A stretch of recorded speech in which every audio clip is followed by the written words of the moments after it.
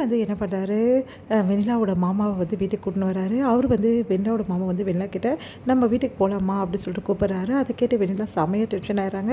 உடனே விஜய் கிட்ட வந்து பேசுகிறாங்க. "எதுக்காக எங்கள் மாமா கூப்பிட்டு வந்தீங்க? நான் இங்கேருந்து போகணுன்றதுக்காக தான் கூட்டின்னு வந்த விஜய்" அப்படின்னு சொல்லிட்டு கேட்குறாங்க. அதுக்கு வந்து, "ஆமாம், அதுக்கு தான் கூட்டின்னு வந்தேன்னு வச்சுக்கோ. இப்போ என்னன்ற?" அப்படின்னு சொல்லி கேட்டோன்னே, "இப்படி நீ பண்ணுவேன்னு எதிர்பார்க்கவே பார்க்கல.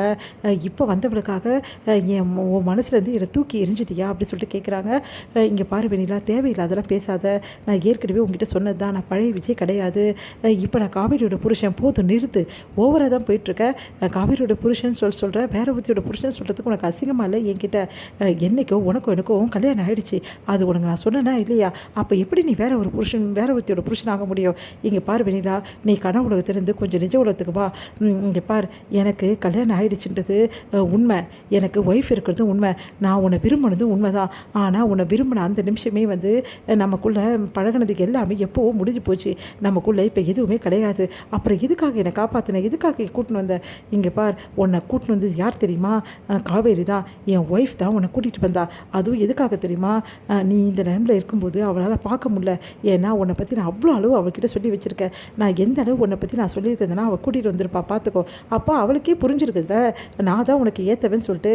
அதுக்காக தான் இப்போ உன்னை விட்டுட்டு போயிட்டா. அப்போது நானும் நீயும் சேர்ந்து வாழணும் அவளே நினைக்கிறாள். அப்புறம் எதுக்காக நீ அவ வேணும்னு நினைக்கிற?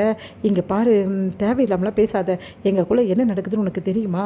அவள் அதுக்காக விட்டுட்டு போல. இருந்தால் எனக்கு கஷ்டமாக இருக்கும்.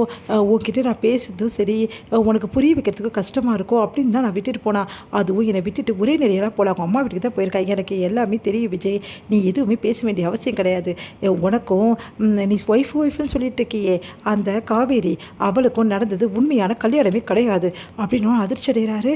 எனக்கு எல்லாமே தெரியும். நீ அக்ரிமெண்ட் போட்டு தானே கல்யாணம் பண்ண. அக்ரிமெண்ட் முடிஞ்சிச்சு, அமுச்சு விட்டுட்ட. அதோட விட வேண்டியதானே. எதுக்காக தேவையில்லாமலாம் பண்ணிகிட்ருக்க? இப்போ தான் நான் வந்துட்டேன்ல, இதுக்கப்புறம் அவ எதுக்கு அப்படின்னு சொல்லிட்டு கேட்குறாங்க. வாய் மூடுறியா? உனக்கு எவ்வளோ திமுரு தான் இப்படி வார்த்தையெல்லாம் பேசுவேன்? காவேரி யாருன்னு உனக்கு தெரியுமா? அவள் இப்படிப்பட்டவன் தெரியுமா? அவள் கால் தூசி கூட நீ வர முடியாது. நீயா இருந்தா இந்த நிலமையில வேற ஒரு பொண்ணை வீட்டுக்கு கூட்டின்னு வருவியா? ஆனால் அவள் கூட்டிகிட்டு வந்தா. ஏன் காவேரி எனக்காக என்ன வேணாலும் செய்வா. அப்படிப்பட்ட ஒய்ஃபுக்கு என்னை துரோகம் பண்ண சொல்கிறியா? அது எக்காரணம் கூட நடக்காது. என் காவேரி தான் என் மனசு ஃபுல்லாக இருக்கா. அவளை நீ நினச்சாலும் சரி, யார் நினச்சாலும் சரி, என் மனசுலேருந்து நான் எக்காரணம் கூட யாருமே தூக்கவே முடியாது. புரிஞ்சுக்கோ. இப்போது உன் மேலே இருக்கிறது வெறும் இறக்க மட்டும்தான். எந்த காதலுமே கிடையாது. நீ காதல் நினச்சிட்டு இருக்கிறதுலாம் பொய்யான விஷயம். புரியுதா இல்லையா உனக்கு வெண்ணிலா அப்படின்னு சொல்லிட்டு கேட்குறாரு. அதை கேட்டுட்டு, என்ன விஜய், நீ ரொம்ப ஓவராக தான் போயிட்டுருக்க. இங்கே பார், நீ தான் ஓவராக போயிட்டுருக்க. முதல்ல உன் மேலே இருக்க கொஞ்சமாவது மரியாதை இருந்தது. சரி, உனக்கு இந்த நிலைமை ஆயிடுச்சேன்னு சொல்லிட்டு உன் மேலே பாவம் இருந்தது, பரிதாபம் இருந்தது. ஆனால் இந்த நிமிஷம் எனக்கு எல்லாமே போயிடுச்சு. நீ எல்லாம் இப்படிப்பட்ட பொண்ணான்னு தோணுது.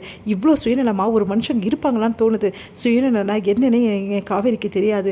ஆனால் சுயநலவின் மொத்த உருவமாக நீ இருக்க. உன்னை பார்க்கும்போது எனக்கு எரிச்சலாக இருக்குது. தயவு செய்து இங்கேருந்து கிளம்பு. என்னை நிம்மதியாக வாழ விடு. நானும் காவேரியும் சந்தோஷமாக வாழணும்னு நினைக்கிறோம். எங்கள் வாழ்க்கையை கெடுக்காத. உன்னை கூட்டின்னு வந்து ஒரே பாவத்துக்காக எங்களை இந்த மாதிரி நிலைமையில் வந்து வைக்காத அப்படின்னு சொல்கிறாரு. அதை கேட்டுட்டு செம்மையாக டென்ஷன் ஆயிடுறாங்க வெளியிலா. ஓ, இப்போது நான் உனக்கு பிடிக்காதவள் ஆகிட்டேன்ல. அவள் பிடிச்சதால் தான் இப்போ என்ன பிடிக்காமல் போயிடுச்சுல உனக்கு. ஓ, அந்தளவு உனக்கு சாவி கொடுத்துருக்கா அப்படி தானே? இங்கே பார் வெண்ணிலா, நீ ரொம்ப ஓவராக போயிட்டுருக்க. என்னை பற்றி நீ என்ன வேணாலும் பேசு. நான் போனால் போது உன்னை காதலிச்ச பாவத்துக்காக வந்து அனுபவிக்கிறேன். ஆனால் என்னோட காவேரி பற்றி பேசுறதுக்கு உனக்கு எந்த அருகதையும் கிடையாது. என் காவேரி மாதிரி யாருமே வர முடியாது. அவளை பற்றி ஏதாவது பேசினேன் அப்புறம் நல்லா இருக்காது அப்படின்னு ஒன்று அதிர்ச்சி அடைகிறாங்க வெண்ணிலா விஜய் பேசுனதை கேட்டு.